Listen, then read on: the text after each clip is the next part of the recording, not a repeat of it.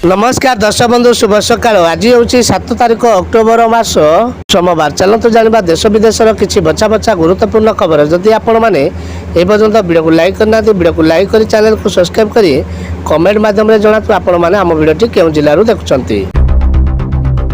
आसिला बड़ खबर 3 दिन पर यह सब खाता को जीवन सुभद्रा टंका आवेदन कले फायदा नहीं। सुभद्रा योजना शुभारंभ पर 25 लाख ऊर्ध्व महिला अकाउंट को जाइछि सारी टंका। प्रथम पर्यायर 25 लाख ऊर्ध्व महिला को सुभद्रा टंका पाइता बेले द्वितीय पर्यायर आउ 40 लाख ऊर्ध्व महिला खाता को आसंता अक्टोबर 9 तारिख में जीव टंका। राशन कार्ड धारक पर खुशी खबर। फ्री राशन सह मिल 8टी सुविधा। भारत सरकार तरफ साधारण लोकों अनेक योजना कार्यकारी होइछि। एही योजना मध्य एक प्रमुख योजना है राशन कार्ड। मात्र आज भी अनेक लोक अच्छा जो मैंने दी ओलिए खाइबा ठीक से पाऊना। पीएमओ सीएम किसान को कृषि सचिव बड़ बयान। शीघ्र शीघ्र कहतु ए कम। पीएमओ सीएम किसान को नहीं खुशी खबर। बड़ बयान देले कृषि सचिव अरविंद पाढ़ी।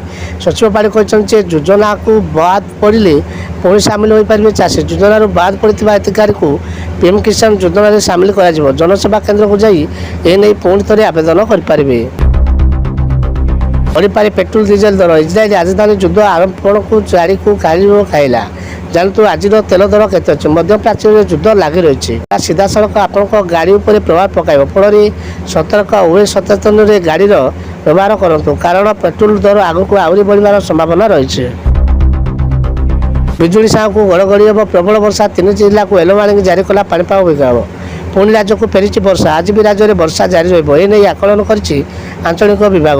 राज्य में बिजुली घड़घड़ी सह प्रबल वर्षा नहीं पूर्वानुमान कराई। सहित 3 जिला को येलो वार्निंग जारी कर चाषी खाता को गला सीएम किसान 58तम किस्ती।